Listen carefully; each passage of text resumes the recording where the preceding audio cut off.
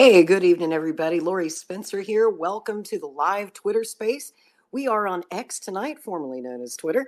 And I'm going to ask everyone, if you're here live, please retweet the space, get it out to your followers, because we've got a smoking hot topic for you tonight. We're going to be talking about Robert F. Kennedy Jr.'s potential vice presidential pick, which is coming. The announcement is coming soon, March 26th in Oakland, California. Mr. Kennedy is going to make that announcement. And we're going to take this Twitter space, we're going to take the best of it and repurpose it into a future edition of the Kennedy Americans podcast. As some of you know, we do have a podcast that goes out on other platforms because not everyone uses Twitter or X. Not everyone knows how to use X Spaces. So we try to get it out on YouTube and Rumble and Facebook and Twitch and a lot of different platforms to just kind of get the word out. If you're not already subscribed, please follow us on Twitter at Kennedy 2024 News. And you can also subscribe to our YouTube channel. That's youtube.com/@Kennedy Americans, and on Rumble at rumble.com/Kennedy Americans. So without further ado, let's dive into it. Over the past few days, we have seen a lot of speculation. Somehow, some way, I don't know how, the short list that Kennedy had for vice president was leaked to the New York Times, and then other media outlets started to pick up on it. And it's a list of about 10 names. We're going to go through those names tonight, some of whom have already bowed out and said they're not interested. So they've kind of taken their names off the list. We'll talk about that. We'll see who's left. But of course, the one name that the media is really focusing in on is New York Jets quarterback Aaron Rodgers.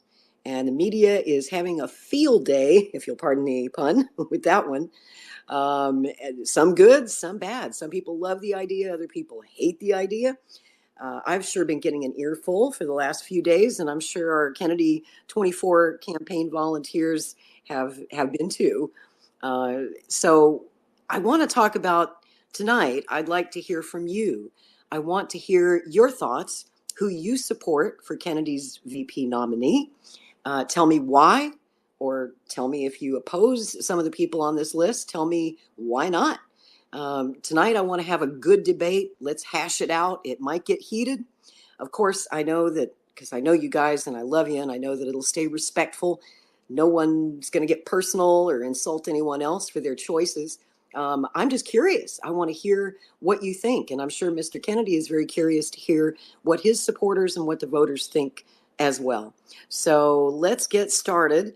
Who do I start with tonight? I want to let's go to Jay Scott first, because I know that Jay, my good friend, agrees with me. We may not agree on everything, but when it comes to the vice presidential pick, I think we are in perfect agreement on this one. Jay and I are both big fans of Governor Jesse Ventura. And just a quick story before I go to Jay. If you guys don't know my story, I'll tell you that back in 2007, I was part of a Draft Kennedy campaign. I was trying to convince Mr. Kennedy, even back then, to run for president. If you were alive back then, you remember after 8 years of Bush, this country just couldn't take much more. And I thought that even then, Robert Kennedy Jr. was the right leader. But unfortunately, it wasn't the right time. Bobby wasn't ready to leave the Democratic Party. And of course, he had young children at home, and he had made a pledge to be there for his kids until they were grown. So 2024 turned out to be the right time for Mr. Kennedy. But back then, back in 2007, one of my co-conspirators in crime, I guess you could say, was Governor Ventura. Governor Ventura was at that time considering an independent run for president. He was looking for a running mate, and he approached Bobby Kennedy Jr. and asked him to join him on his ticket, which I thought was a wonderful idea.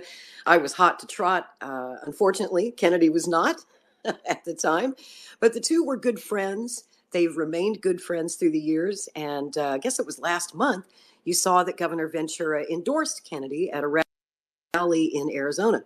Made a great speech, and he's on board. Ventura has made it clear that he would be interested if asked. But at this time, it's unclear if he's actually been asked or not. I saw a statement from Governor Ventura, I think yesterday or the day before, saying that his phone ain't ringing, which makes me sad. There are many reasons why I support Governor Ventura and why I think he'd be an excellent pick. I know a lot of people disagree with me, but we're going to hash that out tonight. I want to hear from everybody. And since we're starting with Ventura, I'll go to Jay first. And Jay, make the case for me. Why do you support Governor Ventura for VP? Hey, what's up, Lori?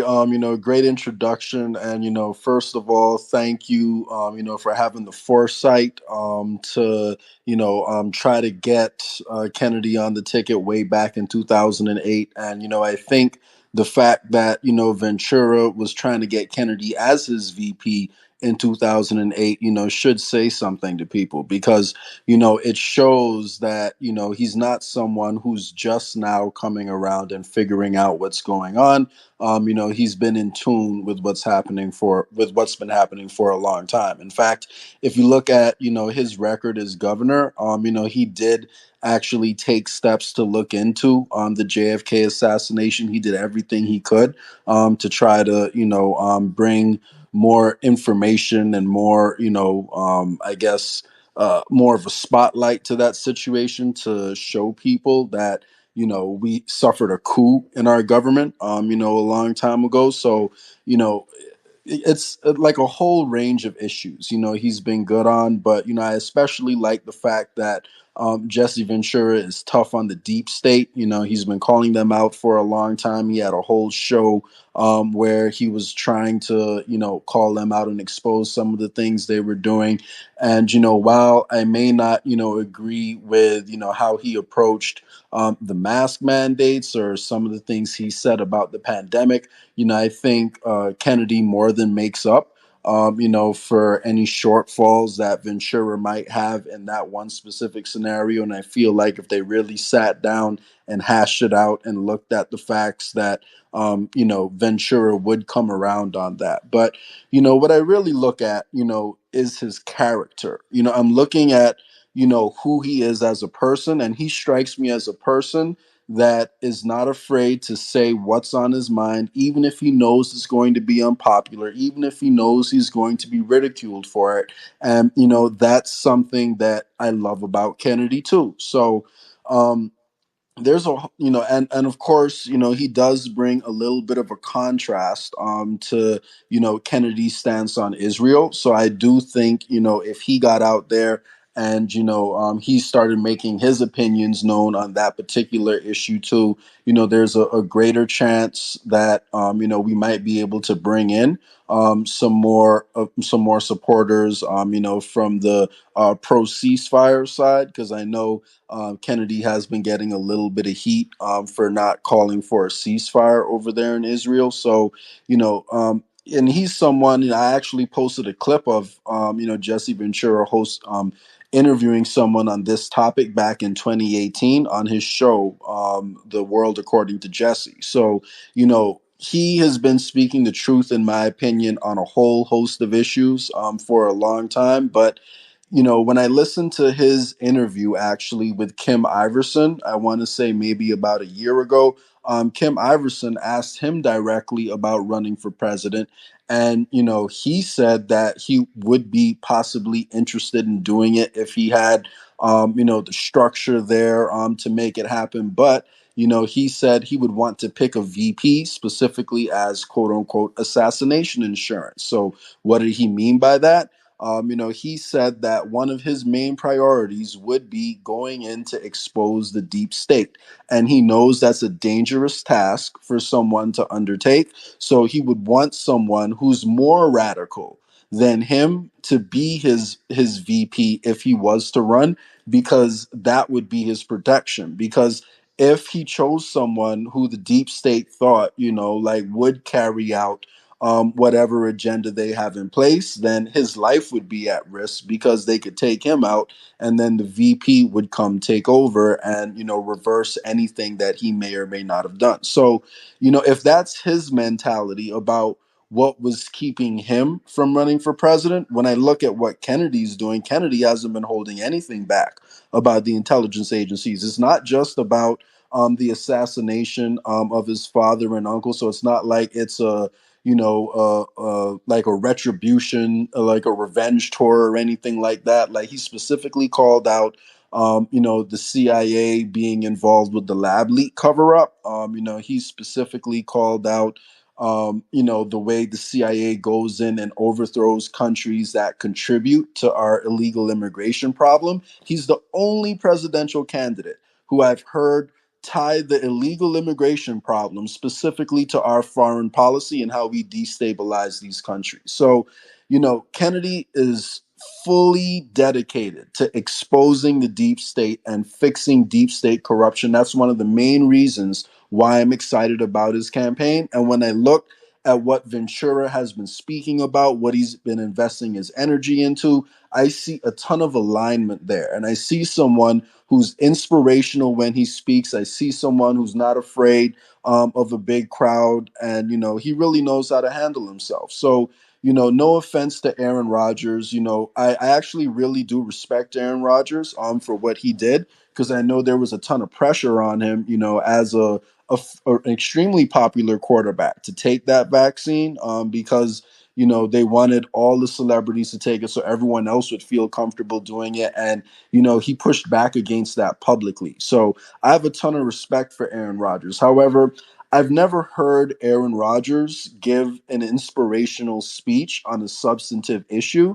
I've never heard Aaron Rodgers really speak up about any other issues. And, the fact that he is currently an NFL player makes it, excuse me, and he just signed a 2-year contract extension with the New York Jets. That makes it really difficult for me to imagine how he would be able to, dedicate the time to being on the campaign, to learning about the issues, and to really investigating how to make a difference. Because if being a quarterback and an active athlete takes a whole lot of time, it's not just the games, you got to practice most days of the week. So I just can't see, how he could, even logistically do that. I don't really think he has the resume for it. But what I do hope is, as Aaron Rodgers' career starts to wind down, that he does become more vocal and he does become more active on these issues.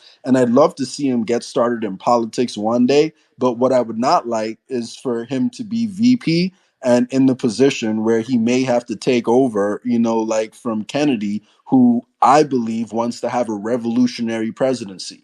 Because if you want to have a revolutionary presidency, you're going to have to step on some toes. And, so I think it would be hard, extremely difficult to, number one, win the election if we had Aaron Rodgers as the VP. And I wouldn't feel comfortable with Aaron Rodgers taking over, if something was to happen to our revolutionary candidate. So, I do. And while, Jesse Ventura may have been out of government, for a little while, he still has executive experience as a governor. He still knows a lot of these issues a lot more thoroughly in and out. I think he commands respect. He can handle himself, and I think he would be a great pick. So, he's actually someone I've been rooting for a long time. So I was actually talking about Jesse Ventura long before this short list. So, I even mentioned him to you before, Lori. And I know a lot of people said, That's right.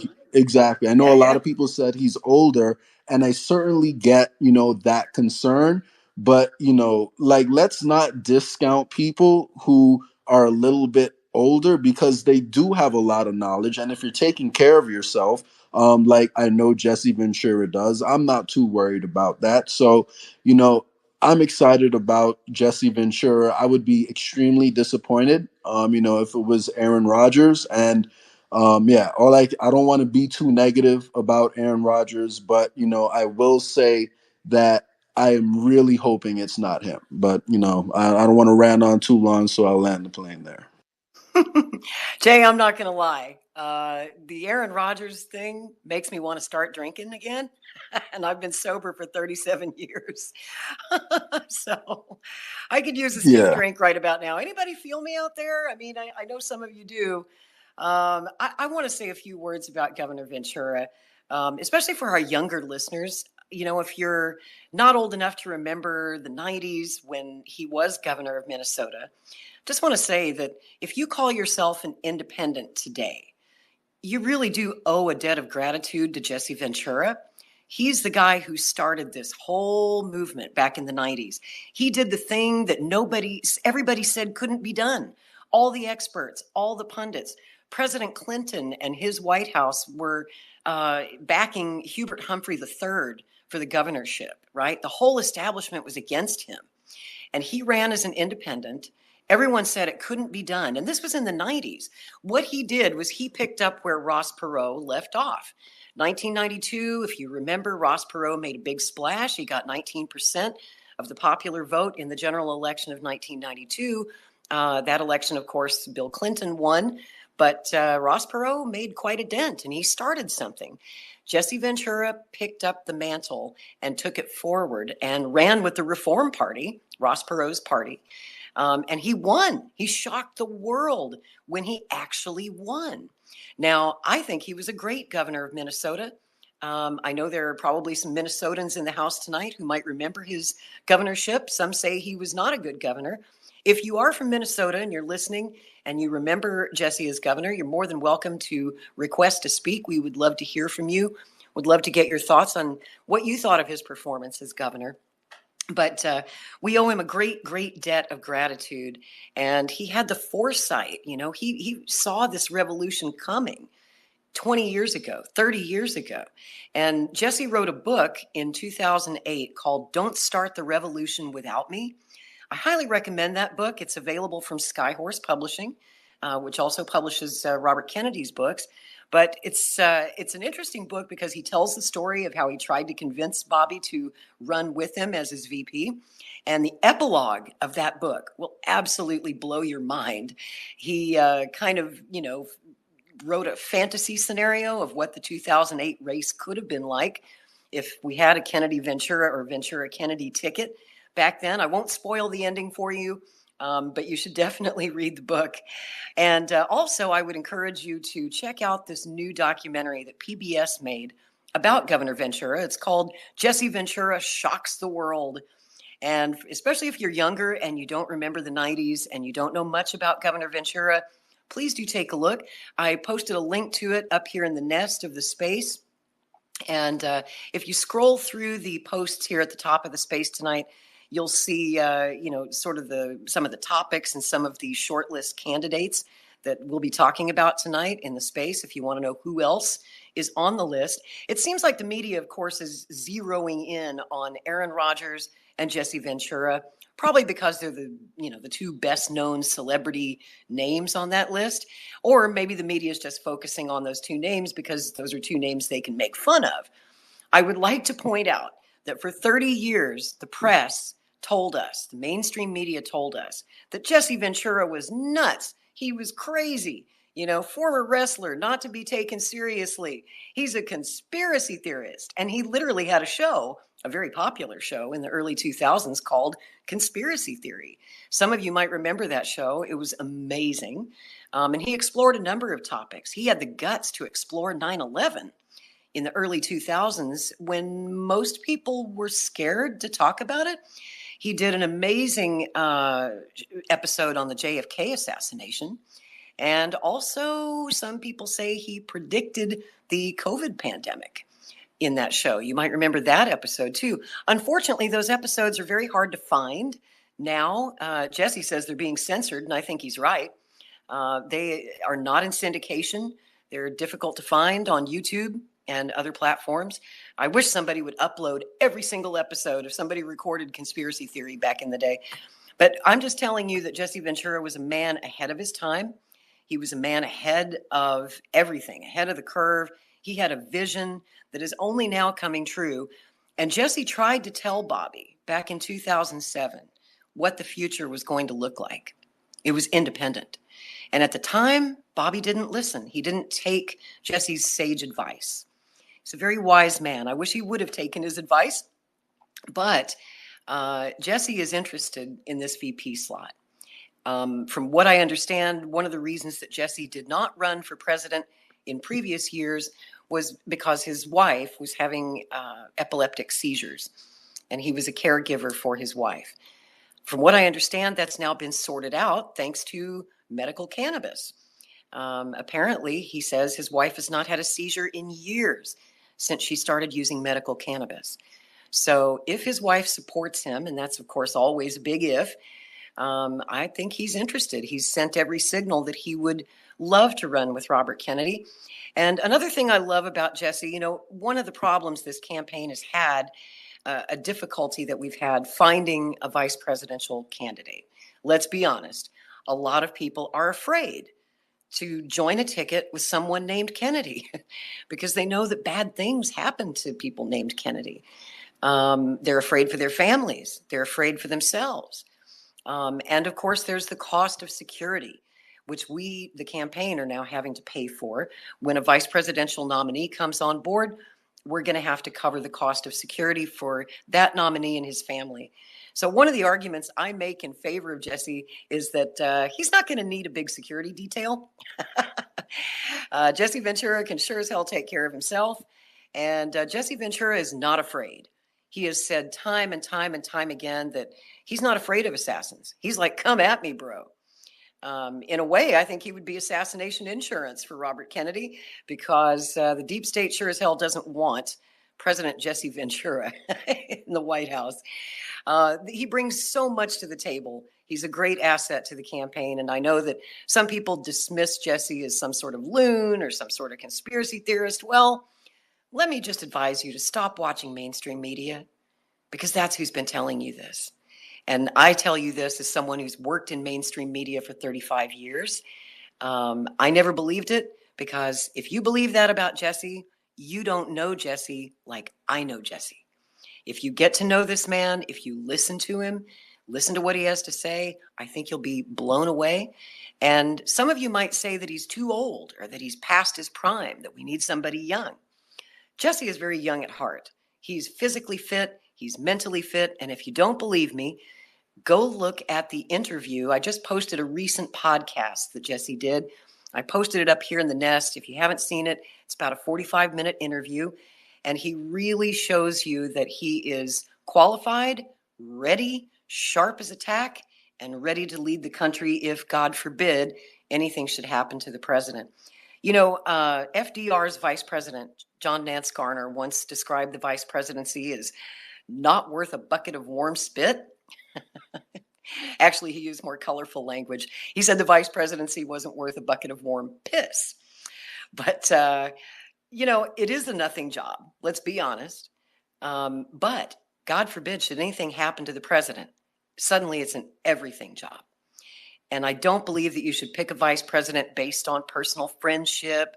I don't think you should pick one based on electoral concerns necessarily. I don't think you should pick them based on youth or inexperience. I think that you need to pick someone who's ready and qualified to lead the moment something happens to the president, whether the president gets sick, whether the president dies in office, if the president is impeached. And let's face it, if Kennedy makes it to the White House, his opponents are going to be finding every reason that they possibly can to try and impeach the guy. So these are very important, very serious concerns. So I see that we have a hand up here. I see Autumn has her hand up. Anyone who would like to speak, please put your hand up so I can see you. And if you don't know how to raise your hand, if you look down at the bottom, you'll see a little heart emoji. If you long press that heart emoji and scroll over to the right, you'll see sort of a hand emoji. And just press that and it'll raise your hand here so I can see you and add you to the panel. I'm going to go to Autumn next. Good evening, Autumn. It's great to see you here. Tell me your thoughts on the VP short list, who you support, who you don't support, and why. Hi, Lori. Thanks for having me on. I couldn't echo more what's already been said about Jesse Ventura. One, when I first heard that Kennedy announced, I was happy, but when I heard he was going to at first run as a Democrat, my stomach sunk because, like he ended up saying, the Democrat Party is not the party of his father and his uncle. So a few months later, when he announced his independence and he came out with his platform, I was thrilled. And I immediately thought of Jesse Ventura after he announced his independence. I do remember Jesse Ventura's rise into politics. I found an article recently from, I believe it was 2015 or 2016, and the article, I believe, was titled, it was by Jesse Ventura, and it was titled, "This is Why I Can't Be President." And he says because he felt he would be forced to lie to the people because that's what he feels all these politicians and presidents have done. And he is a truth teller, very much so like Robert F. Kennedy Jr., who is running a campaign on, we need to tell the Americans the truth. We owe them that.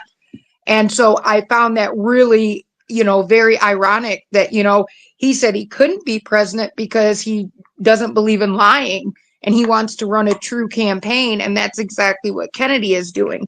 Also, I also remember Jesse Ventura endorsed Gary Johnson for president, who was also an independent candidate. He ran in 2012 and 2016. I voted for Gary Johnson both times, as I do not identify party affiliated at all. And I really feel that Jesse Ventura can also help even out the kind of give the yin and the yang, because I am hearing a lot of people saying Kennedy's a liberal, Kennedy's a liberal. And I said, well, whoa, wait a second. Have you seen his stances on things? They aren't very liberal. There's some things that you could say are, but there's some things that are more conservative. And I really think Jesse Ventura can bring that balance back and help unite and, quote, heal the divide like Kennedy is running on. So I would be thrilled to see a Kennedy Ventura ticket. That would be a dream. I am also happy that he acknowledged Aaron Rodgers, although I do not think that Aaron Rodgers has the experience. While I think it's admirable what he did to, stand up against the vaccine, if that's all it takes to qualify somebody to be a vice presidential candidate, then does that mean that Travis Kelce could be Trump's VP because he's now Mr. Pfizer? So I really think that if Aaron Rodgers, there may be a place for him on an advisory panel or something in the background. I'm not saying throw him out, 100%. But yeah, I just don't think it would be great to rise him up from, a outspoken vaccine celebrity quarterback to vice president. But he sure could maybe offer some things in a cabinet position or on an advisory committee or something like that. A couple other people on the list that I believe was discussed was Rand Paul and Thomas Massey. Those are two other people that I would really support and would like to see on the ticket. But I would like to just 100% throw my 100% support behind Jesse Ventura. So I really appreciate the time, and I'm really, really crossing my fingers for that ticket. I'm so glad to hear you say that. Let me ask you a question or two while I got you, Autumn. Do you think that maybe one of the reasons Kennedy's maybe going to pass Ventura over is that he's too much of an alpha? Do you think that two alphas on a ticket like that would be a problem? I think somebody like that might be what the deep state needs. I really think that maybe, that you could look at it that way. You could look at it in a pro or a con way, but hey, I'm all for it, whatever it takes. Me too. And on Aaron Rodgers, I agree with you that, Kennedy's already got the, quote, anti-vax vote. You kind of want to balance your ticket. When you bring on a vice presidential candidate, you want someone who's going to bring you votes that you don't already have. And I can't really see Aaron Rodgers helping in that department, because if you're against the COVID vaccines and the mandates and the lockdowns, you're probably already on Team Kennedy. So I don't really see Aaron helping in that way. What would he bring to the ticket? The football vote? I mean, what does he bring? Anybody? I guess somebody else could take that. What do you think, Autumn? I agree. I think that he's got the people that, we're against the vaccine, and he's really got a lot of the people that, we're against him.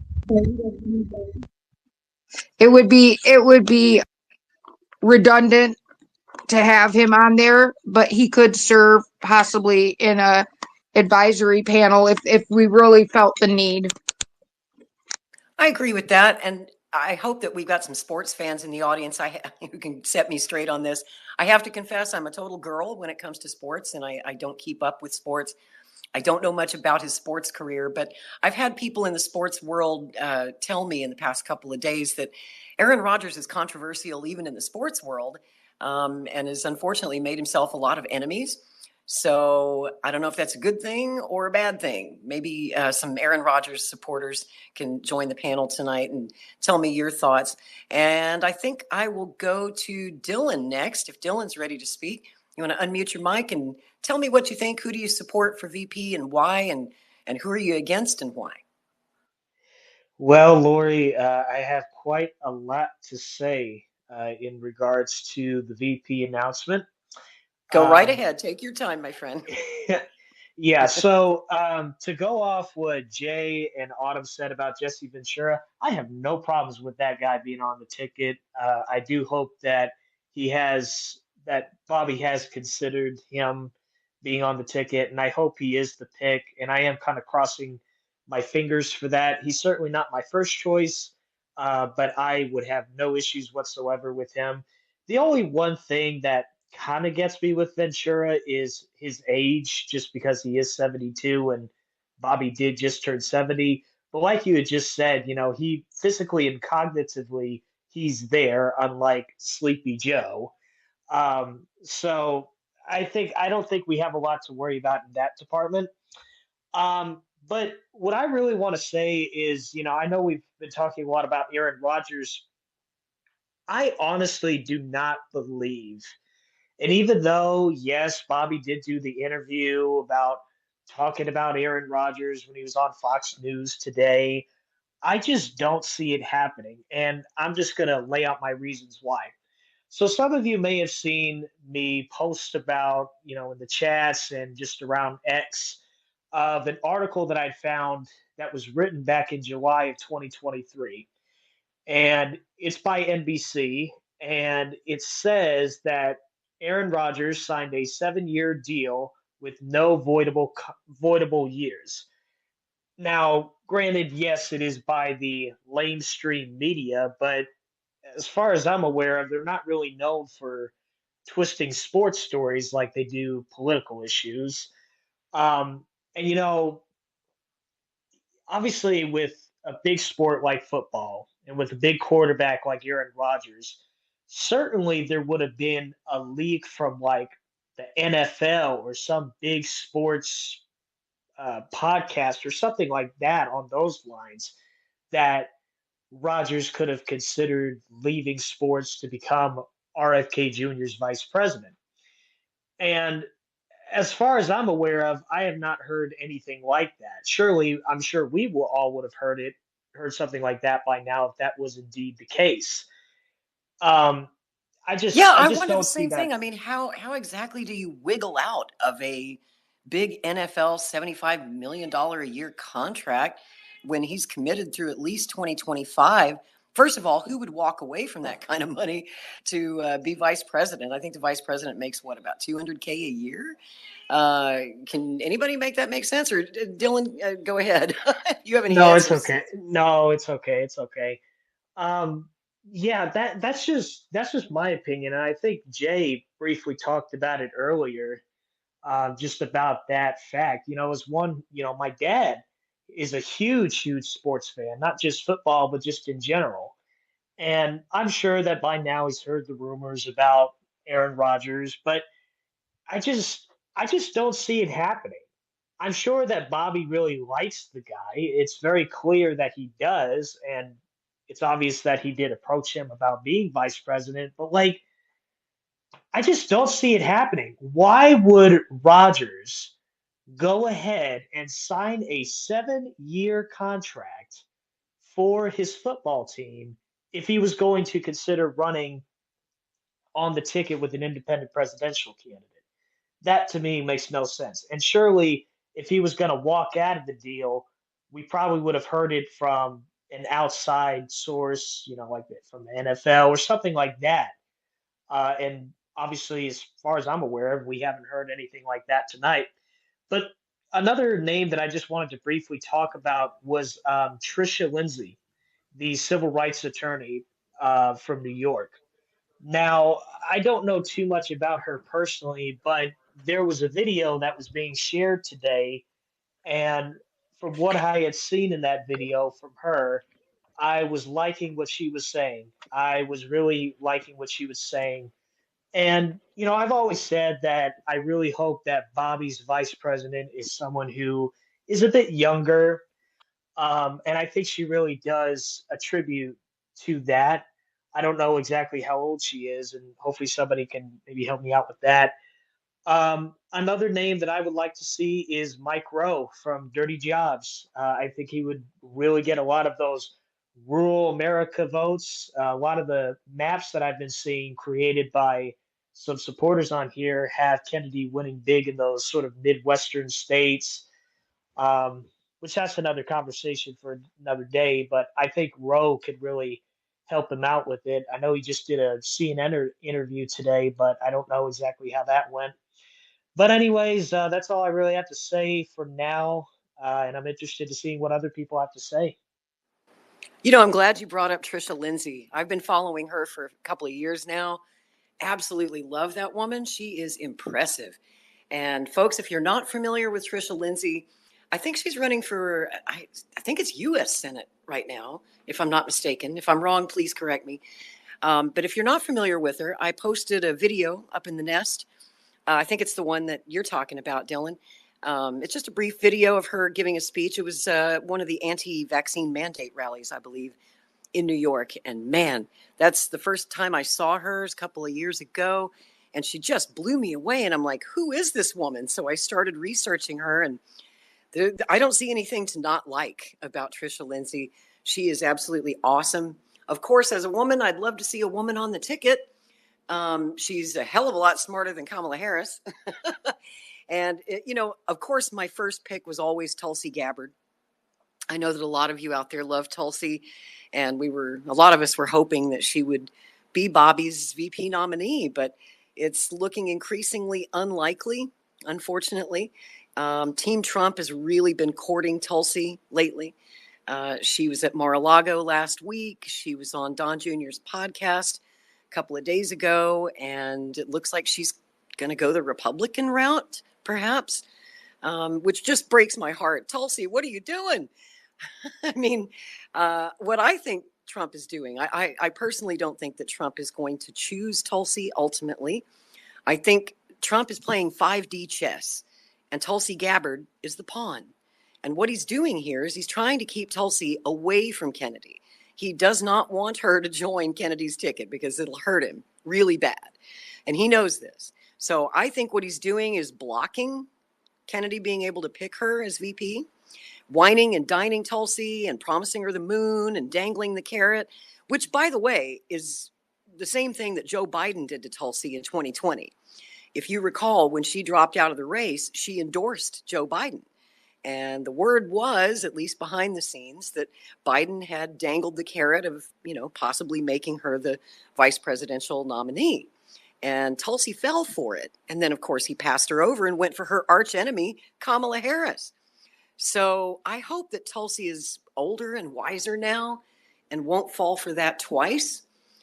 Because if she's got her hopes up to be Trump's VP nominee, my prediction is that's not going to happen.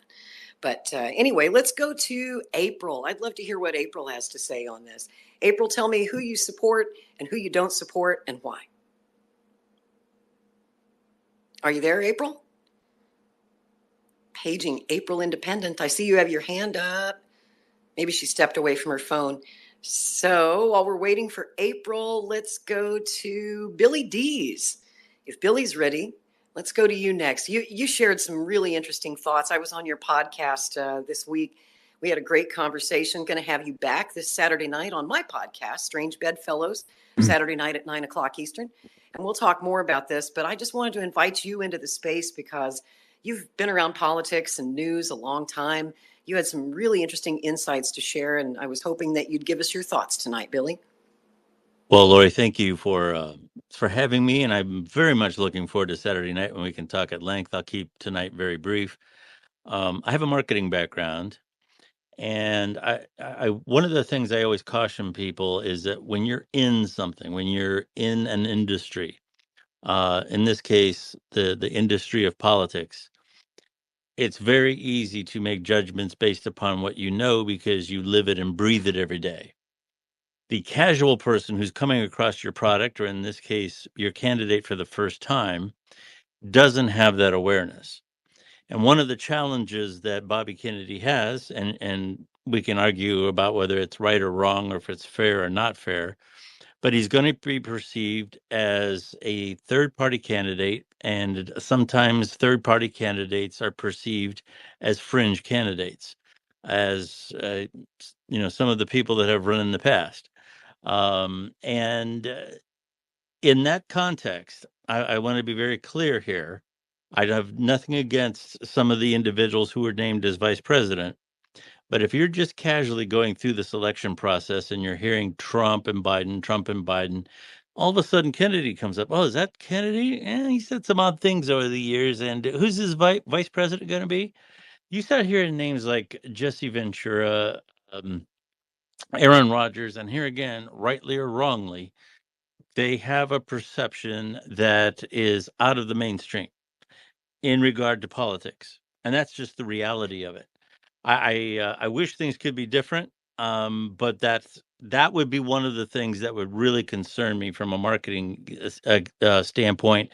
Is how do we put this candidate forth, and how do we change the image? And I got to tell you, that's a problem. I feel that in this case, when you're up against it anyway, you're up against the two major parties. I think if you pick a vice president that you have to explain, or you have to let the electorate think about and get to know, and all these other little kind words, it's the wrong choice. I would Right. rather, You said that last night. You said if you have to explain or defend your VP pick right out of the gate, you've yeah, already lost. yeah, I think it's that's a it's good point. and quite frankly, I don't think that vice presidents necessarily help the ticket. I know that the thing is as well, he's really behind, so let's really swing hard and try to go over the fence. I don't know that you're going to get that from a VP, but you can lose based upon and so my strategy would be, let's pick somebody that will do no harm. And what that does is it gives you a nice, if the absolute worst happens and something happens, you have somebody solid in place. And quite frankly, if the Democrats would have done that and they had a solid VP with Biden right now, they may not be so worried. But they have a VP right now whose numbers are worse than the lead on the ticket. So you want somebody who's going to stay out of trouble, stay out of controversy, be a solid individual. And I would rather see an unknown but solid political figure be tossed around than somebody like Aaron Rodgers. I don't know that I'm a sports fan in particular, but I can tell you his image is controversial even within the sports world. As a football fan, I can tell you that when we hear names like Walter Payton, Vince Lombardi, Roger Staubach, Gale Sayers, these are people we remember not because necessarily just because they were great football players, but they were great people.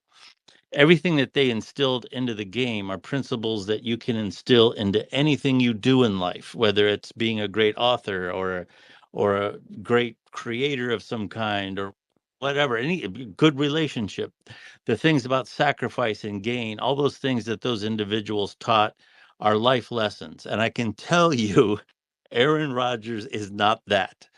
So I don't know that that would be my first choice. And Jesse Ventura, at least he's got some, political background, and he's here again. He's a kind of a controversial figure as well. Maybe some of these. Obviously, I'd like Tulsi Gabbard, but it doesn't look like that's going to happen. So all I'm saying is I would be very careful with this pick. Pick somebody who's solid, not necessarily famous, and don't swing for the fence. I think that's a really bad idea. You could strike out. So that's kind of my overview on it. I hope it helps, Lori, but that's kind of where I'm at with it. Such sage advice, such wisdom. Thank you, Billy Dees. Well, I don't know about that, but thank you. I appreciate you. And I agree with almost every word you said, but I think Jesse Ventura will surprise you.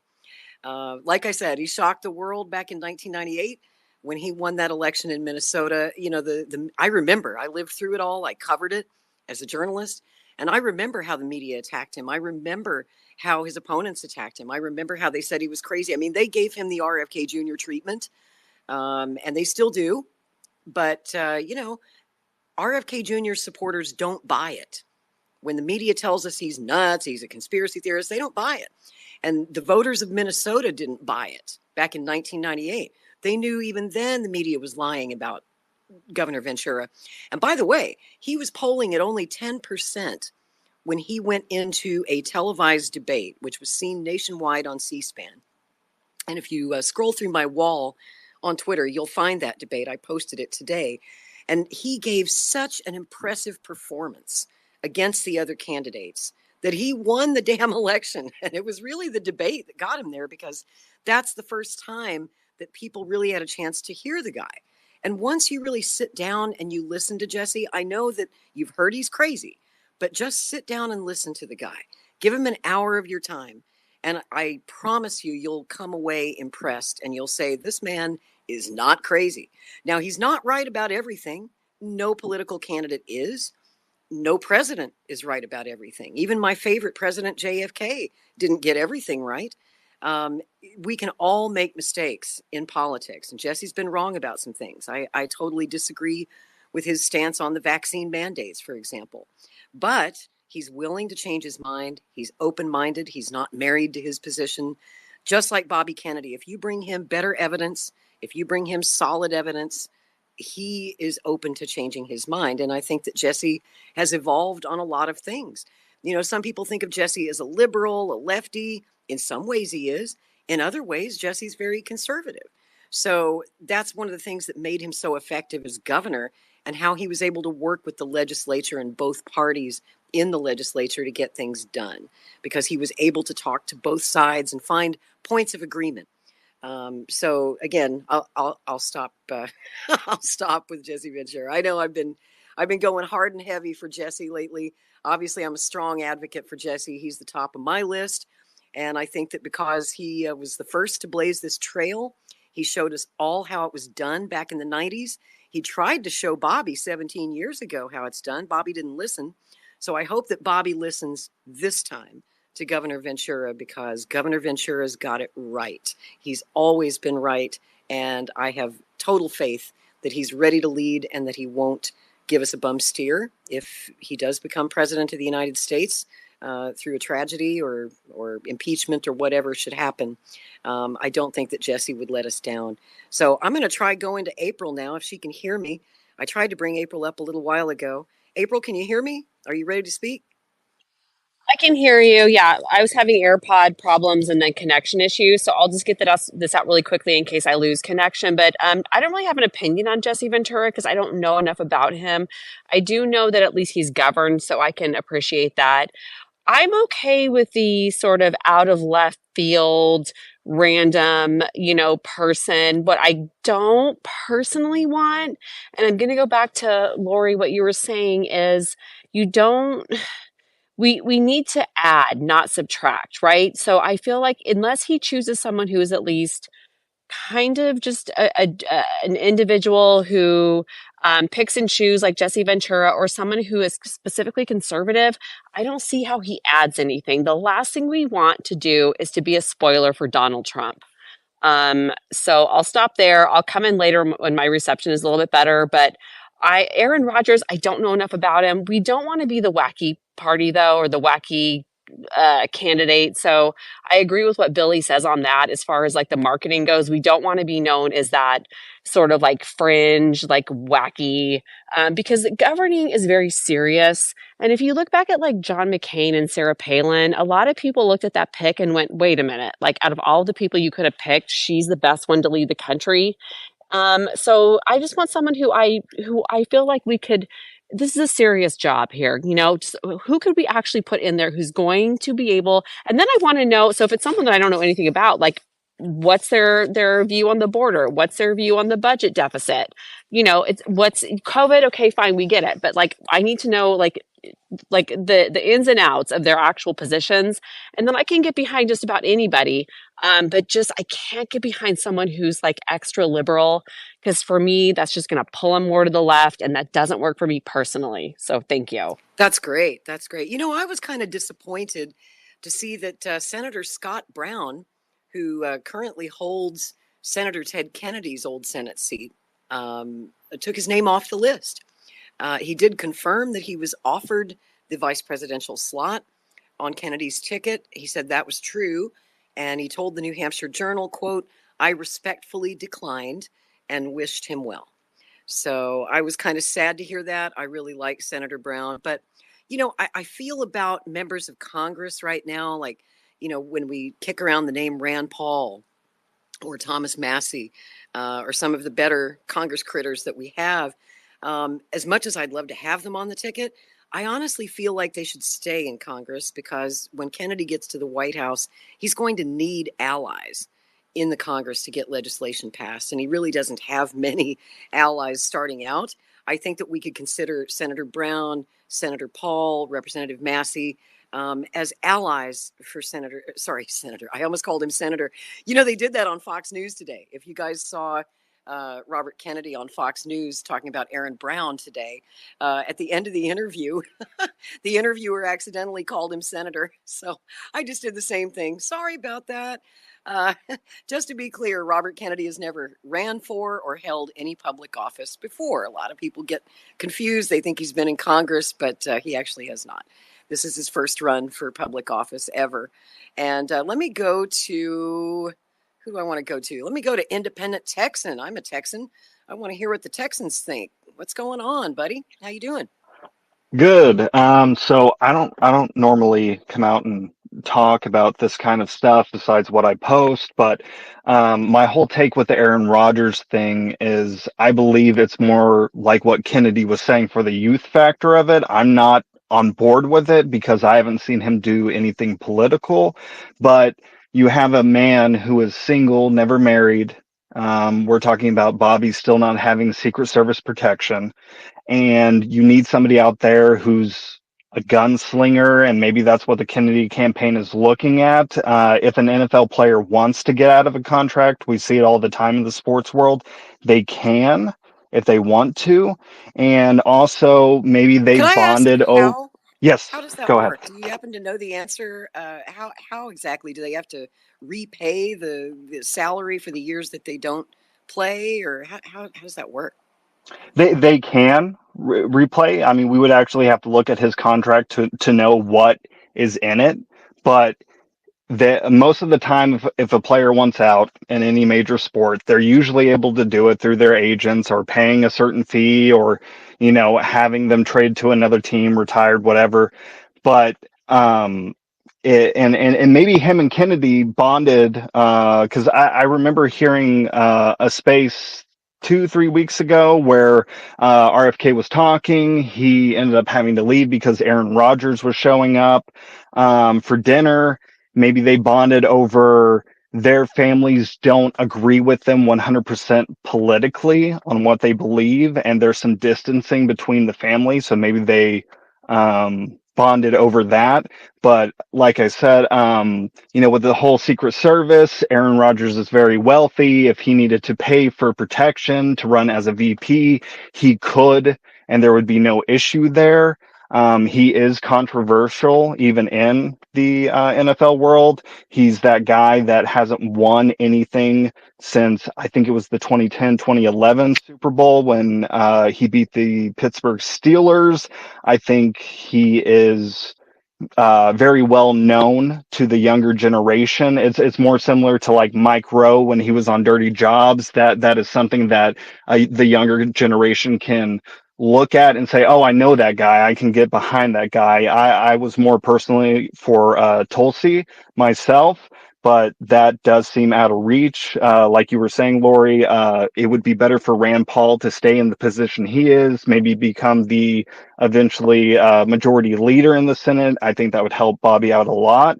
But I think this is more just seeing if people would react to the Rodgers, and that's blowing up on ESPN. I mean, there are certain people on ESPN that are pretty big in the industry that are saying, "Go for it, Rodgers. He's the only guy that could play and run as part of a presidential ticket."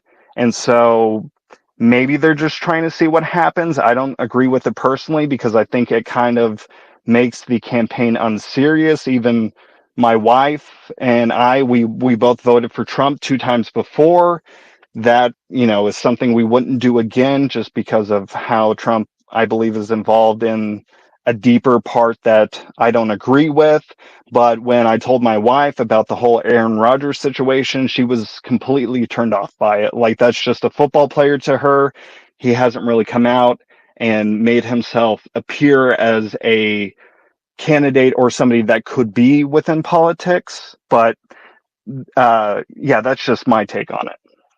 Fascinating. So let me ask you this. I want to make sure I understand what you just said.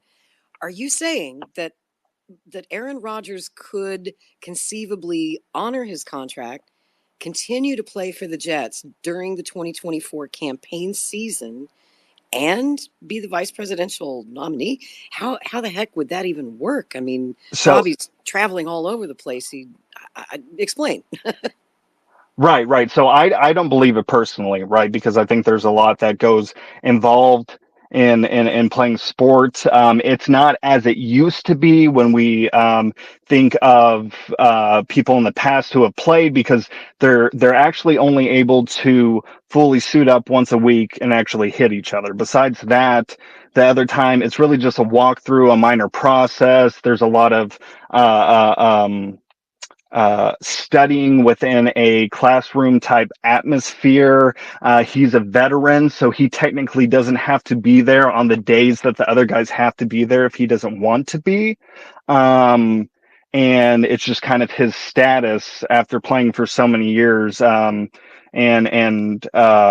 So maybe that's what they're thinking. I don't agree with it, but maybe they're just really trying to say, all right, maybe there's more to this that we don't know. Maybe, with the Secret Service protection and how much it costs to just protect Bobby himself. You have a guy, like I said, who doesn't have a family, doesn't have any kids, who can protect himself financially if he needed to.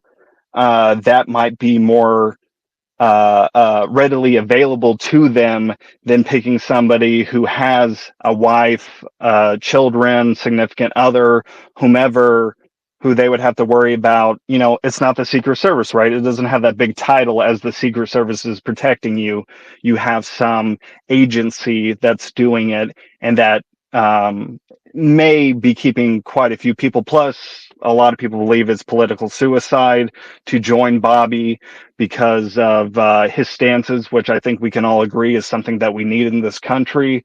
But maybe you just need somebody that has a little bit more money backing than what the campaign fluidly has right now on hand, that could protect themselves in case something were to unfortunately happen. That's fascinating. And you raised some really interesting points. Thank you for educating me. Like I said, I don't know much about Aaron Rodgers, don't know a thing about his personal life. I was unaware that he's not married and doesn't have children. That I see that as a plus for sure, because it is difficult to convince someone to come on board a ticket, especially if your last name is Kennedy, and put their family in a situation where they could be in danger. So that's only one guy that we'd have to protect instead of one guy and the wife and the kids. And of course, Mike Rodgers obviously is capable of taking care of himself, and is also wealthy enough to pay for his own private security. So those are all really, really good factors to consider. I like that. And I'd like to go to Sherry next. Good evening, Sherry. How are you, my friend? Tell me who you support on the short list, who you don't support, and why. All right, Lori, that's a hard question. So I've just decided that I'm going to support whoever Kennedy picks on the 26th because, my biggest thing, and a lot of you that know this about me, my deal breaker is supporting that COVID vaccine. And, you know, it's crazy, Laura. You had asked if anyone a while back wanted to come up who is from Minnesota, who had him as a governor. And I just wanted to mention, I did have him as a governor, but I was 13 when he came into office. So, to be honest, Do you have many memories of him as governor? yeah, I do. I do. I really do. But, you know, back then I wasn't into politics. I didn't really do my research. The funny thing is, his name is not Jesse Ventura. That's actually his ring name from when he was a wrestler. He was called Jesse the Body Ventura. His real name is James George. Is it Janos, or is it, how do you say his last name, Lori? I think it's Janos. Janos. I think. So yeah, so that's his real name, but people just always called him Jesse Ventura.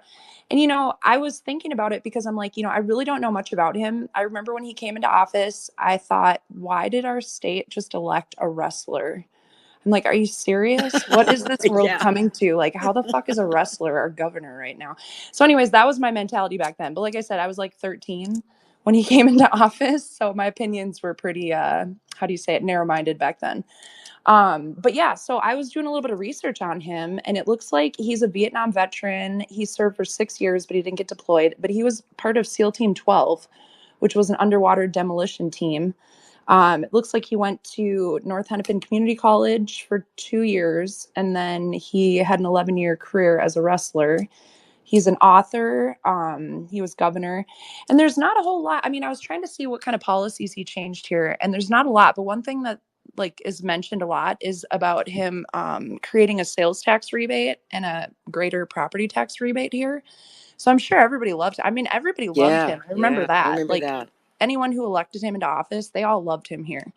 But like the only reason I wouldn't support him is because and I hope nobody hates me for this, but you know, every president we've had has like a PhD level degree, and he's only got an associate's degree. I think that's something that's really important to have in a higher office like that, just because of what you learn throughout that like it doesn't matter what you get it in. It's like what you learn throughout that process. But the other reason I don't support him is because of that vaccine, I'm telling you. And I'm not sure where he is on that. And like with him being friends with Bobby the way he is, I'm worried that he might try to, you know, he might persuade. No, I don't think anybody can persuade Robert Kennedy. I don't think anybody can change Bobby's mind on that one. If anything, Bobby will change Jesse's mind. Stupid talk. Yeah, no, I don't think anybody could. But I really do think that he needs to have somebody up there with him that shares the same common values. And, you know, we also got to think about like, who's going to be the best person for him to work with? You know, like they have to be a pair that can work well together so they can create the most productivity. And, you know, I hate to say it, but even Biden was a lawyer. So you know what I mean? It's like, I think if he just had that higher level, a lot of his career was doing like wrestling. He was an actor. And I know he was the governor for 4 years, but I feel like, you know, it was kind of like when I was supporting DeSantis. I loved what he did with COVID, and I was actually torn between him and Kennedy for president. But, you know, I think it's just like they just need more experience doing this stuff, you know. And the main thing that I'm concerned about right now in our country is that COVID-19 vaccine being taken off the market. And I know that Robert Kennedy Jr. is like the only person that is running for office that I know will try to do that. So like with all this stuff about the safety, like he's going to bring the truth full force. I was in my master's program for public health when this stuff started, and I saw it coming out. There's a lot of truth that hasn't come out yet. And once that comes out, I think he really will have everything he needs to get that stuff taken off the market until they can prove that these things are safe, that they're injecting in us and requiring of us. You know, I think the line that was broken, that was crossed, was when they put it on the child vaccine schedule. You know, now all those vaccines are under investigation because the same board that approved the COVID-19 vaccine approved all the other vaccines on there. And there's like almost near damn 100 vaccines that kids get. And that was nowhere near even what I got as a kid. And I'm 37. So, man, I don't even remember getting there's maybe a dozen that I got that I remember. I know one was really bad before kindergarten. I think I took 3. That's how old I am. Yeah, I lost count. Like, I don't even remember. I mean, the dog doesn't even get as many shots as the kids do. It's crazy. Right. I just And took my dog Sherry, in for a it's shot and I'm fine. like, what? I just wanted to say it's fine that you disagree with me on Ventura. Just because I'm the host of the space, I sure don't expect everyone to agree with me. In fact, I welcome disagreement. Tonight, we called this space the Great Debate because I really do want to hash this out. I want to hear from people who don't support Ventura, who support other people on the short list, or maybe people who aren't on the short list. I'm interested in hearing all points of view, and I think if there was ever a time for us to hash this out and really have this debate, it's now. But I did want to See, point out that in terms of experience, when you talk about Ventura, I just got to defend my guy a little bit. Not only was he governor of Minnesota for 4 years and has that executive branch experience, before that, and not a lot of people know, early in his career, he actually was mayor of a town. I forget, it was a suburb of Minneapolis. Maybe if somebody yes, right. knows, what was it called? You're right. He was born here. Hold on. I just read it. Give me 2 seconds. I'm right on the page. I'll be right back. Cool. Yeah, he said in this recent interview, the one that I posted in the Nest, he was talking about, if you really want to know what it's like to run stuff, you need to be a mayor because mayors have a lot of power. People don't realize how hard it is to be a mayor, whether it's a small town or a big city. It really does prepare you for a life in government.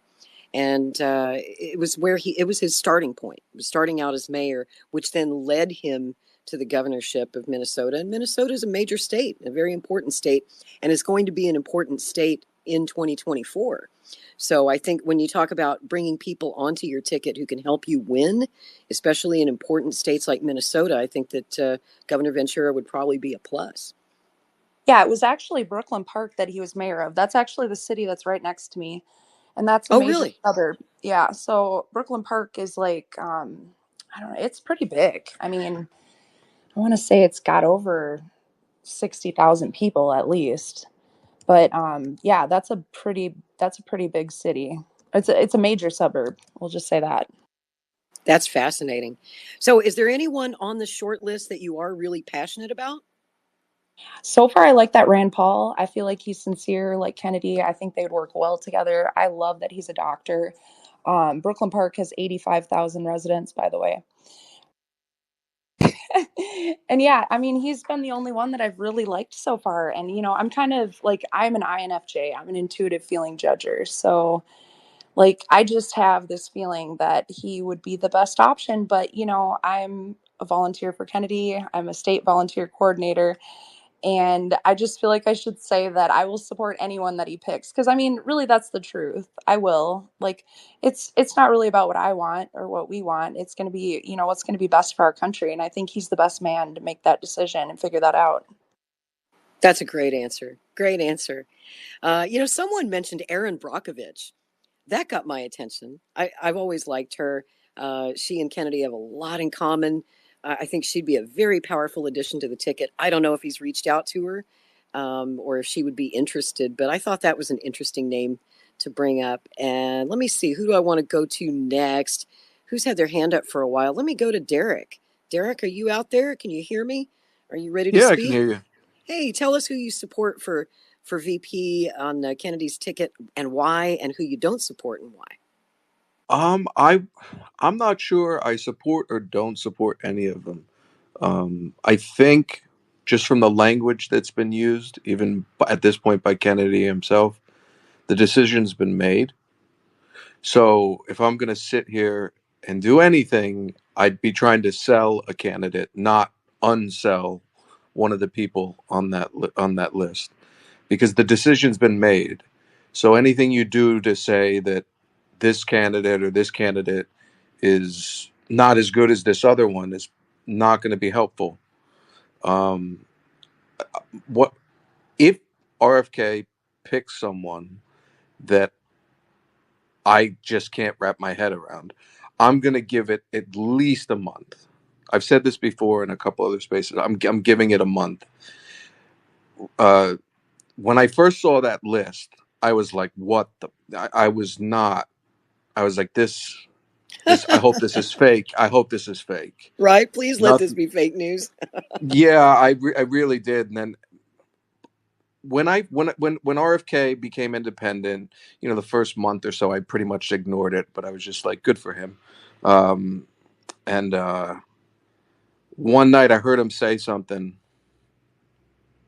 and I was like, yeah, I agree with that. And boy, he's really well spoken. He's got something. And then maybe a week or so later, I heard him say something, and I was like, I could vote for that guy. And it was a split-second decision. I don't know exactly how it happened, but I had a feeling, and I said, I'm going to vote for him. I'm going to support Kennedy. And it within 3 or 4 days, because I like one of the other candidates. Within 3 or 4 days, I was like, "Ooh, did I make a mistake? Maybe I can't do this." And I just took a step back, and within a day or two, I was like, I wasn't regretting anything anymore. So when he announces this candidate and they come out on stage together, if it's something I don't immediately resonate with, I'm gonna give it a month.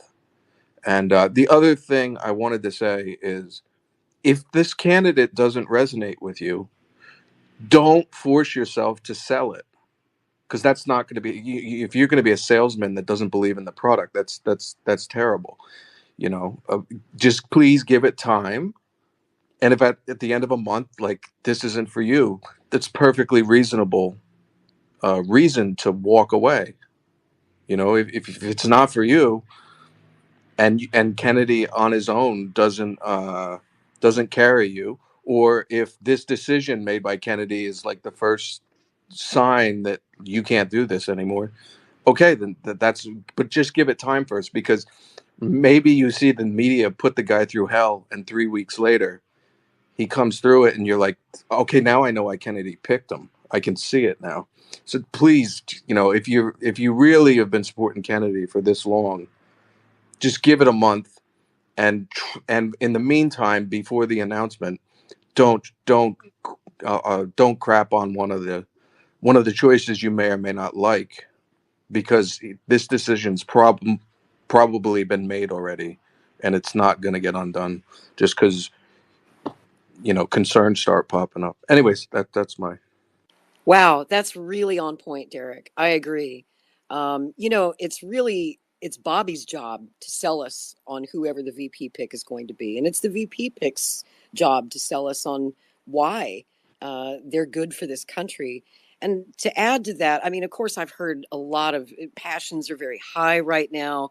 Certainly, since the word about Aaron Rodgers has gone out, there's been some really strong voices for and against Rodgers, and I've heard many supporters of the campaign say, if it's him, I'm out.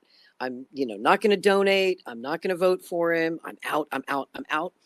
And of course, they've got a head full of steam right now, but you haven't heard the pitch, right? Yeah. Yeah. Just If hang if I out. could Go ahead. if I could add one more thing, I'm sorry I interrupted you. Um, that feeling that I got about Kennedy, and I just made a split, like, on the whim decision to get into this, and I kind of had that about 10 minutes ago with this Aaron Rodgers guy when I started reading some stuff on his wiki bio. It's an out there pick, but I don't even like football. I haven't watched it in like 12 years. I used to watch just the Super Bowl. I haven't watched it in like 12 years. I love sports. I don't think athletes are stupid. I don't think they're the most brilliant of thinkers, but they could make good generals or something. Um, George Washington didn't have an education. He didn't go to university. But I had that feeling, that gut instinct, like this could be different, because I was picturing him in like how he would be like fraternizing or dealing with certain situations, and I'm like, yeah, he's not a senator that's been bought out. He's not a politician. This could actually work somehow. Anyways, sorry, I'm rambling. That's fascinating. And, I just want to point out that electorally, a vice presidential nominee or running mate doesn't make or break a ticket. maybe for a small number of voters who just really don't like the guy or gal, they won't vote for the candidate based on who the VP is. But generally speaking, you don't hear a whole lot of people who won't vote for the candidate they do like for president based on who the vice president nominee or running mate is. And the last time I can remember someone who was that unpopular on a ticket, I mean, Kamala Harris was obviously an unpopular choice, but Biden won the election. She didn't cost him the election. I don't think anybody voted against Mike Pence. I don't think, people who support Trump, they voted for Trump, not Mike Pence. I remember the election of 1980 when Ronald Reagan brought George Bush on the ticket, and it was extremely controversial. Most Republicans did not like George Bush. Conservatives did not like George Bush. They thought it was a terrible mistake to bring him on the ticket. But I just want to remind everyone, Ronald Reagan won in a landslide in 1980, despite who the vice presidential running mate was. So just something to think about. It doesn't necessarily make or break. And my co-host Jay has had his hand up for a while, and I want to go to Jay next. And you don't even have to raise your hand, buddy. You're a co-host. But go ahead.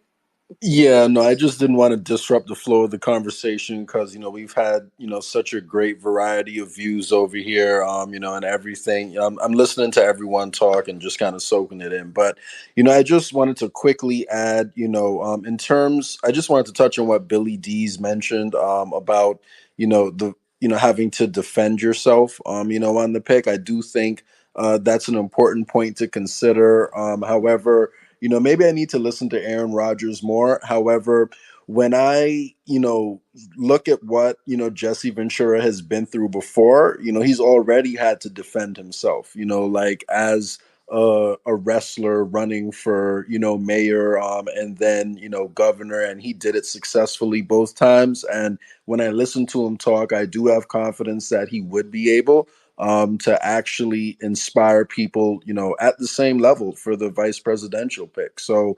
I guess I need to look into Aaron Rodgers a bit more, but I have serious questions on how, Aaron Rodgers would perform. If he's being grilled in the same way. So, maybe that's one of the reasons why I'm a little bit hesitant about him, even if, there are other issues he's been correct on. So, I guess like anyone who supports Aaron Rodgers, if any of the speakers who have their hand up do support him, I'd love to hear from you on what other issues, Aaron Rodgers has been correct about, other than the vaccine, and other times he's made a stand. Because, if there's other issues he's done this about, I think that would be pretty relevant too. So just wanted to add that in really quickly. So I'm not sure whose hand was up next, Lori. Yeah, me too, Jay. I'm really curious to hear from people who believe that Aaron Rodgers would be a great addition to the ticket. I've been getting an earful from people who think it's a bad idea. I'd love to hear from anybody out there who thinks it's a good idea, and tell me why. Tell me more about Aaron Rodgers. I have to confess, I don't know much about his politics or his position on pretty much anything other than the vaccine. And I see that Johnny just raised his hand. Johnny, my brother, can you tell me anything about Aaron Rodgers?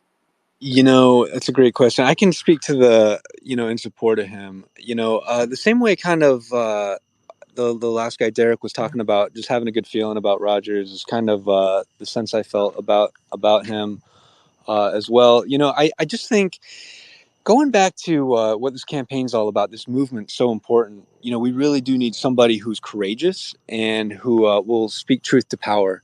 And what he did during COVID, like really stepping up, how many endorsements did he lose? How much did he put on the line there when he didn't have to? He was so articulate. He was going on so many podcasts explaining his position, and all that was doing for him was working against him. So I really respect that. What other celebrity did that? They're rare. They're all too rare. And so, you think about our guy, Mr. Kennedy, what matters to him? I think it's that courageousness, that speaking truth to power, who's going to stay true. That's, the way he's living his life. And so, you look around Congress, how many people live up to that? Maybe 3% of them, maybe 5%. But then, you narrow it further, right? It'd be great if the VP, didn't have young kids. Our guy, they were asking him to run, 15, 20 years ago. And he said, well, I got young kids, maybe when I'm a little older. and then you keep narrowing it down and it's like, well, geez, who's left? I really like Rand Paul as well, but it makes sense for him to stay in the Senate and keep doing the work he's doing there. And honestly, I mean, it's gosh, a lot easier for him to just do that. So I mean, he'd be tempted to as well. You mentioned George Washington, and that's the thing that came to mind for me previously is thinking about a guy as a general.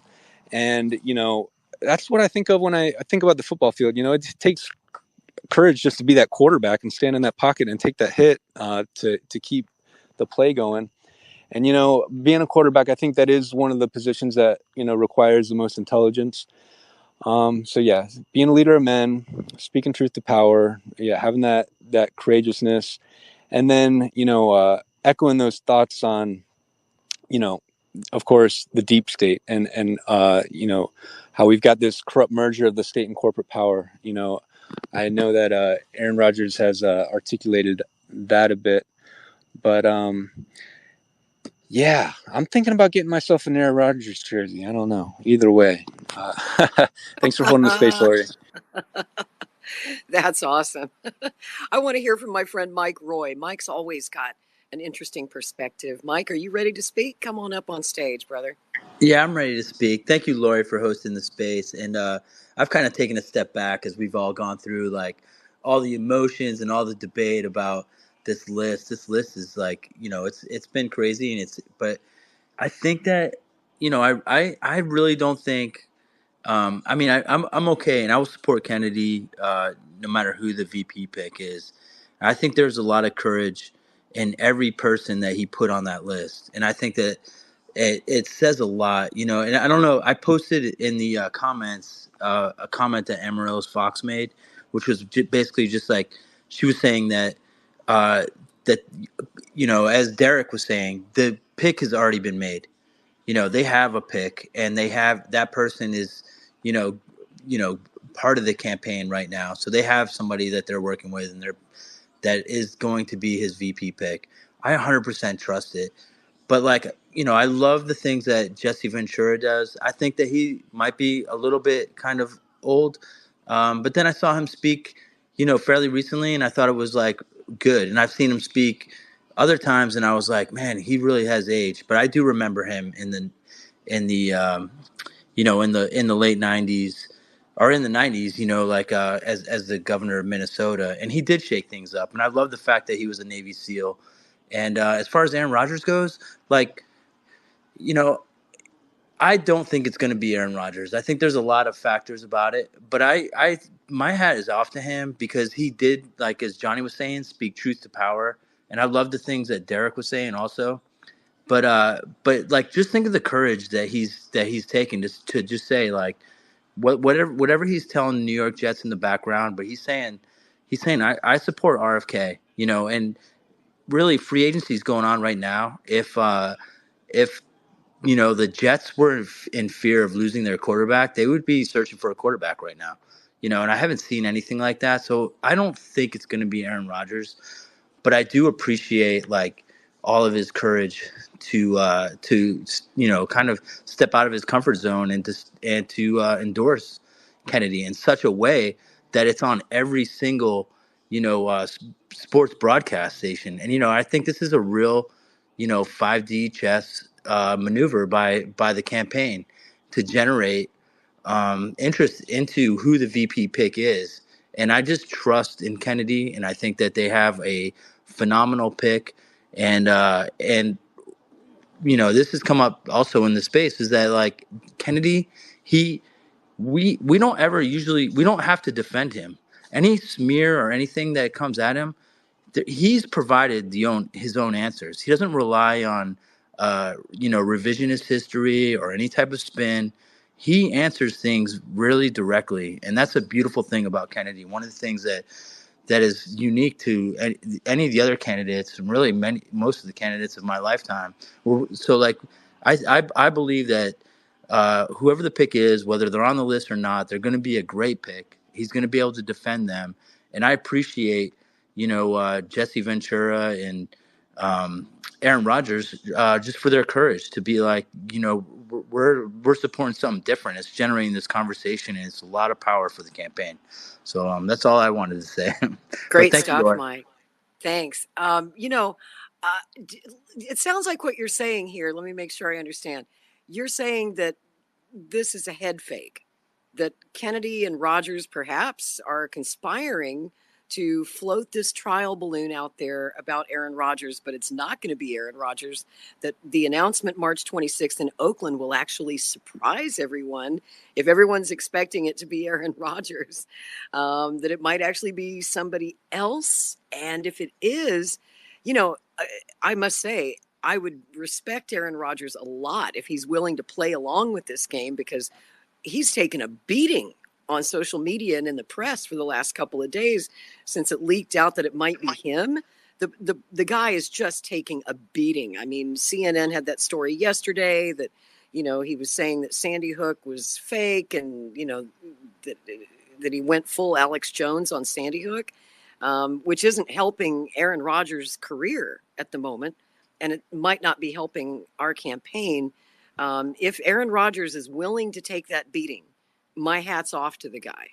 Well, and I'll just say to that, is just like there's plenty of legitimate sources that say that Aaron Rodgers' response to Sandy Hook was completely different than the CNN story.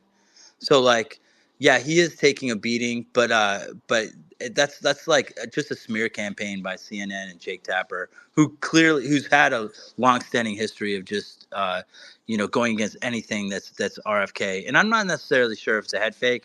If it is him, fine, but I don't think so, because he did an interview today, and he's kind of smirking the whole time, and it seems like he's just enjoying the conversation that is generated, and it's such a it is such a masterful move right after his State of the Union blows Biden's out of the water. I just think it's just a awesome thing. I must say, if that's what he's doing, that's some 5D chess. I'd like to move to Sean Topham. If you're ready to speak, I'd love to hear your thoughts. Tell us who you support on the short list and why, and who you don't support and why. Can you hear me? Loud and clear. Okay, great.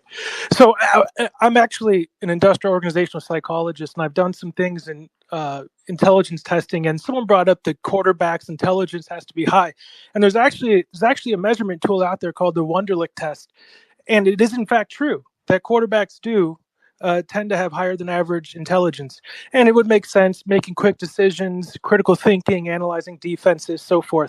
That no way means that I'm supporting Aaron Rodgers as vice president, but I do think it's an interesting note to put out there because someone brought it up.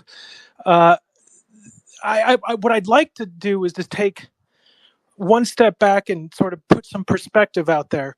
Well, at least my perspective. I don't know if anyone shares my perspective, but the likelihood that Bobby can push through and win a electoral college win, 270 electoral college go into Washington, is just very unlikely. There's very, very, very entrenched left and right, and the RNC and the DNC, if he gets close to that, will go deep into resisting him. So I would think the more likely scenario or outcome of this is a contested election where nobody gets to 270. And in that case, it goes to the House, where the House makes a vote on the president, and then the Senate makes a vote on the vice president. And I see that as the more likely scenario. And I also see whether Bobby stays in through the end, which I really think he will, and I really hope he does, or if he doesn't, the way that our culture and our society and the momentums that have been growing, I think it's going to be very, very contentious towards the end of this year. And that period of time between November when we vote and when someone is sworn in January could be a really difficult time for our country. I could see a stop to steal from the left, and I could see a stop to steal from a right. Now, I also think that Bobby playing it right down the center positions him very well for a very disruptive period in our nation, if that is the end case scenario. But it also changes my thinking around the vice president, because the reality of it is if this goes down a contested election route, this vice president is possibly a campaigning partner, just as much as they are a candidate when it comes down the road if it's a contested election. And if we want to go 5D chess, the ultimate 5D chess is if you look back to when months ago, there's on Bobby's Twitter, there was pictures of him and Tulsi Gabbard hanging out, and there's pictures of him and Tulsi's dad in Hawaii. Interesting things like that. The 5D chess is you see Tulsi shift to the right after that period of time and actually position herself well to be Trump's VP. Now, in a scenario at the end of the road, is it a possibility that Tulsi ends up polling the VP, and Bobby gets the president role? I don't know. 5D chess if they're playing that, because that is really some deep thinking stuff, and but total conspiratorial on my part. But it is an interesting shift, because I didn't think she'd shift that direction to such a degree that she has. I mean, she's holding fundraising events for Trump at Mar-a-Lago, which is interesting. But I also, we're just getting started with the slandering and the attacks. The way that these things go, especially as an insurgent movement into well-established systems, is at first they ignore you, like you don't even exist. And then they laugh at you. You're weak, you nothing. And then they fight once you have some momentum. And then you win. And I remember being here on Twitter when there was ignoring. And I remember being here on Twitter when there was laughing. And now we are emerging into the fight. They just announced that there's a whole new group at the DNC primarily focused on suppressing third party. They got their team to fight. They saw blood in the water with the Ventura and the Rodgers leak or whatever it was, and they pounced. It's such an obvious attack, or just blatant. CNN, their source was another CNN person who was named, and then one more who was unnamed. So this was totally within their circle. And it's blatant. But then they're going to pound it and put it in everybody's head. And this is just the beginning of that. They're going to continue with that. And if he gains more momentum, they'll continue even worse or harder. And this brings me to my thoughts around the VP. I like Ventura. He brings a lot of good qualities. I might get an argument out of you, Lori, but he's an easy target.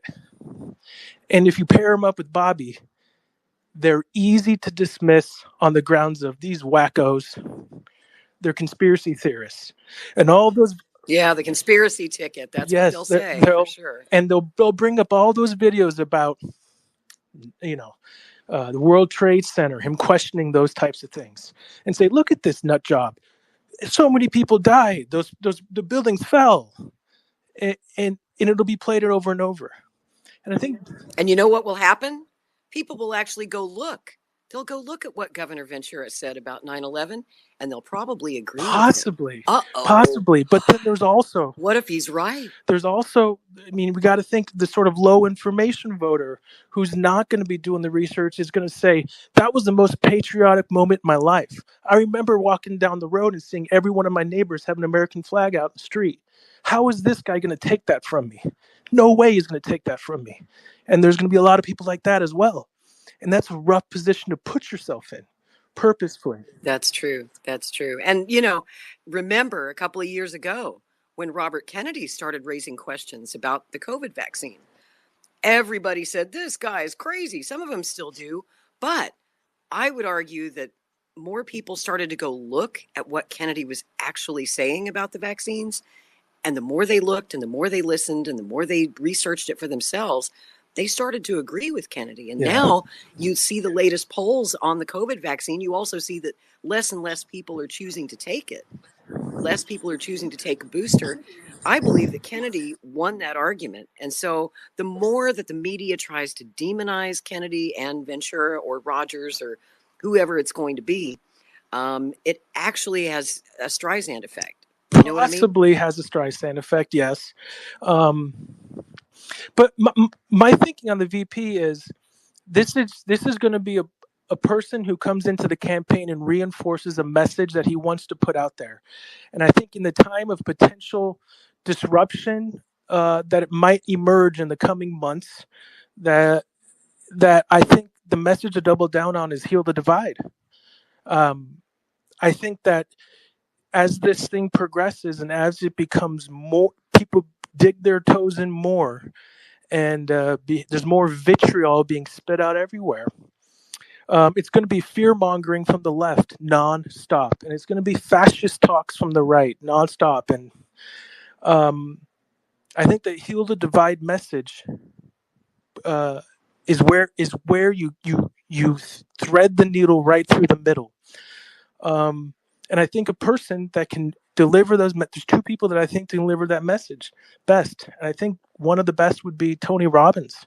It's kind of a crazy pick. No one's mentioned Tony Robbins yet tonight. Thank you for bringing him up. I think that he brings a commanding presence to the stage, and he's good at it.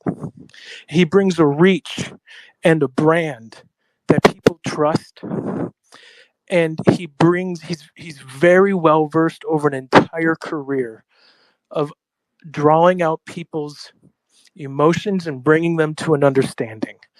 And I think that he has an imposing presence. He's a very, very large guy, and he can really command that stage if needed.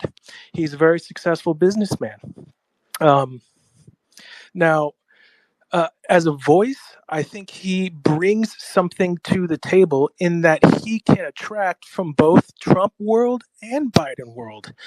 He can bring a healing message that has power behind it and has legitimacy given his background. And I think that's very useful in a VP. Now, like I said, if you get to the end of the day of this and it's a contested election, he may never be VP because it's probably going to go to the Senate. In the contested election scenario, it's very unlikely they'll pick two people from the same party because it's going to be contested. They're going to go, okay, we're going to split the middle, you and you. But I think his messaging would be on point and would be very healthy for people to hear. So that's my number one, my tier one. I don't think it's ideal. He's got skeletons in the closet. If you look up his history, there's lawsuits about some sexual stuff. There's a lawsuit about some COVID stuff that was settled. I mean, those are all, attack vectors that they will hit over and over and over on CNN if he's chosen. But I'm not going to rule him out so quickly as some others have. The second option I would say is Mike Rowe. Mike Rowe is very relatable, especially in middle America. He comes on stage, and you're like, that guy's like my neighbor, or I had a boss like that guy, or I used to work with him. He also is a very good speaker, and he would bring an economic message that I think would be attractive at this point in time when people are struggling with inflation and people are kind of down and out. And I see him doing well there. He's also been very, very good talking about some of the cultural stuff, where when you hear him talk about like transgenderism and all of these sort of wacky left stuff that people look at and say, like, what in the world? He talks about it with humility and relatability, but he sets people's heads straight, being like, guys, this is wacky. And I think that's useful. And so I think on a cultural and sort of economic front, Mike Rowe's not a bad choice. Now, both these people are outside of politics, but you also got to understand that anyone who takes a stand against the machine, from the right or the left, is going to get the entrenched interests. If they're currently in office or ever want to run for office again, the entrenched interests are going to absolutely blow up their opponent with money and resources. They're going to demolish if there's someone currently in office or seeking office in the future who comes on this VP ticket if Bobby doesn't win. So there's a lot of risk there. A guy like Rand Paul or Massey or any one of them, that's a tough sell, and I don't think they want to join the ticket for many reasons. One of those, that for one of them included. But those are kind of generally my thoughts right now. Fascinating. I really like how you went through the list of some of the best ones and gave me your thoughts on all of them. That's really good stuff, Sean. Thank you. And just a couple of housekeeping notes. Please retweet this space if you haven't already. You just go to and also if you have a favorite or an opinion and you don't really want to speak, you can always drop a comment down in the purple pill in the bottom right-hand corner. If you just want to type out a comment, post any links, information about the people on this short list that you'd like us to know. And I'm also dropping a few people. If you've already spoken, I'm going to drop some people down to listener status because we've got so many requests and so many people wanting to speak. There's a limit of like 13 people who can be on stage at any given time. So if I drop you down, don't get mad at me. You can always request to come back up after we've cycled through some more speakers. I want to get a wide range of opinions, a wide range of views. So I'm trying to get as many people up to speak tonight as possible and hear from people that we haven't heard from yet. And I'd like to go next to LTH. If you're ready to speak, my friend, the Lion, how are you this evening? Good. How are you doing, Lori? Doing great. So Tell me who you support on the short list and who you don't support and why. Well, I'm not really sure who I support yet. I mean, I like Tulsi. I like Tony Robbins. I like a lot of different people, but I'm still researching and trying to figure it out because I've been working a lot, so I haven't had much time. But I wanted to give you some stuff on Aaron Rodgers. He's on the second year of a 2 or 3 year deal, and so he won't have any problems getting out of that contract because he could just retire. He's 40 years old. And that's not going to be an issue.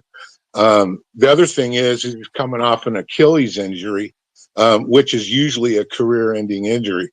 So I don't know what his status is on that. But and then this year in the draft is supposed to be just like the most incredible year for quarterbacks ever. So I just don't see him having a problem getting out of that.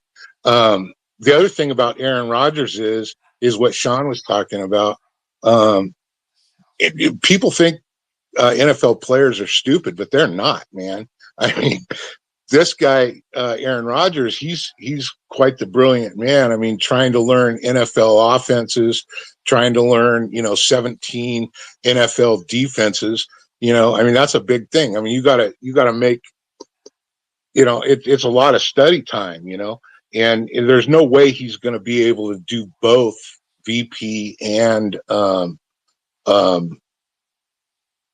be an NFL quarterback. I mean, they're NFL quarterbacks 24/7, and that's just not going to happen. I know the only reason I say it is because somebody brought that up, and so the other thing about Aaron Rodgers is to play NFL quarterback, you have to be tough mentally. And you have to be tough with the media because the media is at you 100% of the time. They beat him up all the time. So he's used to all that stuff. He's been dealing with it for 20 years. Now, that being said, I don't know what his politics are other than what he's mentioned as far as the vaccines are concerned and stuff like that. So I'm not worried about the other stuff that I just talked about because he's I mean, an NFL quarterback is a great person if you're looking for somebody that's tough and, going down that load. But I don't know what his politics are. So moving on to like Jesse, Jesse's tough like that too, because he's, he was a Navy SEAL, and you have to have that mental toughness, and to deal with the establishment, and to deal with people coming at you all the time, like Tulsi has been dealing with the last few years, and like Kennedy's been dealing with, you have to have that mental toughness. So that's what I like about Jesse. He was like you were saying, Laura, he was the governor of Minnesota, and he did a lot of cool things for that state, and so I'm absolutely would consider him. Tulsi's an interesting one because she it seems like she's trying to be Trump's vice president. She's positioning herself, and that's really interesting to me. I'm not sure that I quite understand that one. Especially after, that she talked a lot of crap about him. But I'm just kind of watching that, I don't know exactly what to think of that one yet. And I don't know anything about. And I bet Donald Trump, Trump has not forgotten how she voted on the impeachments. Yeah, that's true. That's a good point. Trump never forgets a slight. No, that's true, and the one thing I like about Tulsi, though, is she does live in love and respect, and Trump doesn't. So that's an interesting one. That's an interesting part of it too. And Tony Robbins is an interesting guy. What Sean was saying about him bringing great understanding, and he has great stage presence, but I don't know what his politics are, so I'm still kind of looking at that one. And then Rand Paul, I really like Rand Paul, but he's really conservative on the economic end of things. And, economically, I kind of think that we're moving into this, like the government's coming up with a digital currency, and then you got cryptocurrencies, and I think he's a good one. I'm not for. I'm not talking bad about Bitcoin, but I'm not for the government digital currencies. And so that's an interest. He'll be an interesting one to fight that, because I know that he believes in free market capitalism very, very strongly. So does Kennedy, though. So it's interesting times, and I'm enjoying listening to everybody's perspective on the issue. And I just kind of sitting back, and I'm just listening to you, Lori. You're my favorite journalist. That's all I got to say. Oh, thank you. Thank you, my friend. I love your perspective, and I'm really enjoying this space. I love hearing all these different points of view. This is something everybody's really passionate about. And that's why I wanted to jump on and host this tonight and really hear you, because I know that Bobby and the team do listen to these spaces. And, we don't know if the decision's been made or not. I hear that maybe it has. I hear from other sources that maybe it has not.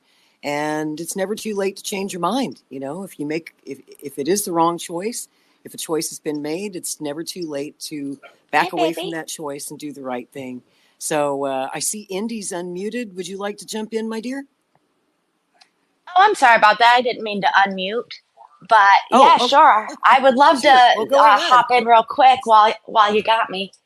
So I've been going back and forth a bit on everything on these last few days. It's an emotional roller coaster for all of us, isn't it? But okay, so everybody said such great things tonight. We're really getting lessons from all sides. And I love what Sean was saying about Robbins and Rowe. I think out of the options that seem to be most on the table, they would bring that steadier hand. But The biggest thing is I don't want this just to be seen as the controversial ticket. I think Kennedy brings a lot of controversy as it is, and it's a good thing. That's why we love him, because he's not afraid to speak that truth.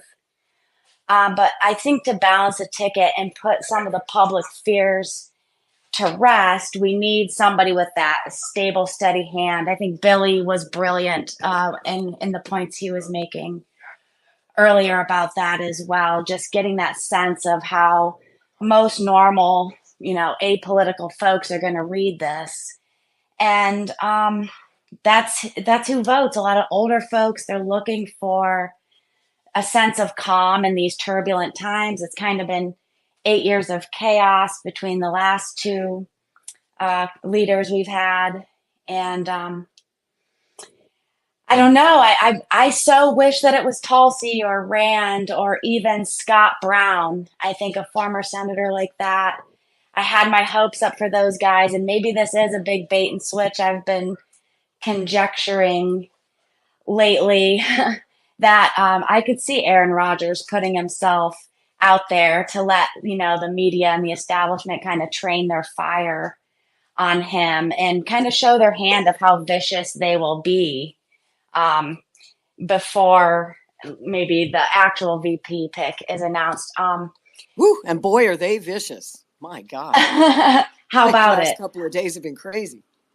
Did folks see Amaryllis's, I think she was writing in the comments somewhere that the person they've chosen is, she said, like 100 times more, by infinity, more qualified than she is. Because somebody said, Amaryllis for VP. And she said, don't worry, who we've picked is 100 times more qualified than me. And I don't know that surely that can't be Aaron Rodgers. What?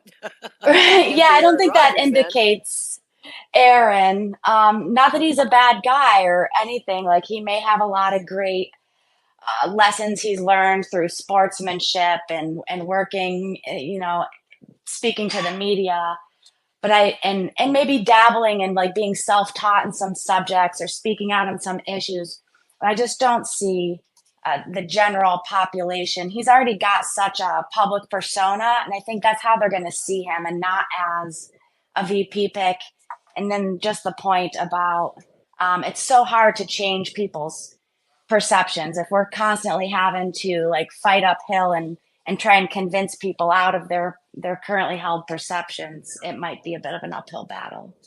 So I'll land it there. I might have some more thoughts later. But thanks for stay on the panel. I'm always you're so brilliant, and I always love hearing what you have to say. So stick around. I'll keep you on the panel if you don't mind. I will. I feel a little scatterbrained right now because I've got so many thoughts at once. It's hard to even put it all into words. Yeah, I know it's hard on a space when you feel like you've only got 3 minutes and you got to say it all in 3 minutes. And I just want to say that if you do want to stick around, I'll try to keep as many people on the panel as possible so that we can come back to you. If we have to drop you down to listener status because the stage is full, you can always send a request and we'll add you back later. But on the what you just said about demographics, Bobby has said, and we know that many times in this campaign, the demographic that we're not doing as well with are the older voters, the boomers, the people who still watch legacy media. And I think that is an important consideration when you're looking at a vice presidential candidate. Now, I heard Bobby say today on Fox News that he prizes youth, actually. And once again, I'm thinking, why? Because you're already killing it with the young voters. Gen Z overwhelmingly has already got, Kennedy's already got their support. It seems to me that you'd want to bring some balance to the ticket and have someone who's going to resonate more with Gen X and older voters, which is another reason why I support Jesse Ventura. Gen X knows Jesse. We love Jesse. Most of us do. I think a lot of the boomers really like Jesse. There's a certain sense of nostalgia with Jesse Ventura for people who remember the 90s. And believe me, not everyone from that generation thinks Jesse's nuts. If they remember him, they know he's serious. They know he's real. They know he was a serious governor, even though he had to convince us back in the 90s that he was serious. A lot of people didn't take him seriously when he was running for governor. When he got on the media, when he got on stage, when he talked, when people started listening to him, it's just like RFK, right? A lot of people used to think Bobby was crazy too until they sat down, they heard him on a podcast, gave him an hour or two to really explain his positions, and he won them over. Jesse Ventura did the same thing 25 years ago. I just want to remind people that he is extremely persuasive and extremely effective. So I'm going to go to Yalligator, my buddy. Yalligator, how are you doing this evening? It's great to see you here. Hey, Lori, I'm doing great. Thanks for hosting this space and letting everyone kind of talk about the big elephant and donkey in the room right now. I'm personally keeping my cards very close to my chest on this one because we have a 2-week time period where I think a lot of folks are going to tend to freak out a little bit and go, oh, I think it's this guy, I think it's this girl, and run away with the story. So what I've been trying to do with my posts and my conversations is just open every single option up to both sides. Let's hear it. What is the good side of Aaron Rodgers? What's the bad side of Aaron Rodgers? What's the good side of Mike Rowe? What's the bad side of Mike Rowe? So far, people seem to like him, by the way, oddly enough. My point is this. We've stayed with this campaign now for many months, the better part of a year. A lot of us have been here. So it's, this is not a religion. This is not dogma. This is really just that we have a good candidate who is outside the system running with a lot of wind in his sails. Let's not all throw it away just because we're arguing about what position our future VP might have played. I'm joking, but there are some good options on that list. I personally am a huge fan of Jesse Ventura. I always have been since I was a little kid. I was a little WWF kid playing with action figures, and I loved that dude. And I watched him evolve into, I didn't even understand. I was probably 9 years old when he became governor. Didn't really understand how cool that was until I was much older, probably in my 20s. And he's a solid choice who might bring some Gen Xers along, but I'm not sure. For me, I will be very outspoken starting March 26th. But for right now, I am hedging my bet. Probably very wise, my friend. Very wise for joining the space, for sharing your thoughts tonight. Always love hearing from a fellow Jesse Ventura fan. I'm not going to lie. You may be listening to this later on different platforms in the Kennedy Americans podcast. This will be episode 27 or episode 28 when I get that edited. It'll be out on YouTube and Rumble and Facebook and X and a lot of different platforms. We are trying to get this out to as many people as possible. And tonight we're hosting the Great Debate, where we're debating the short list of RFK Jr.'s vice presidential running mates.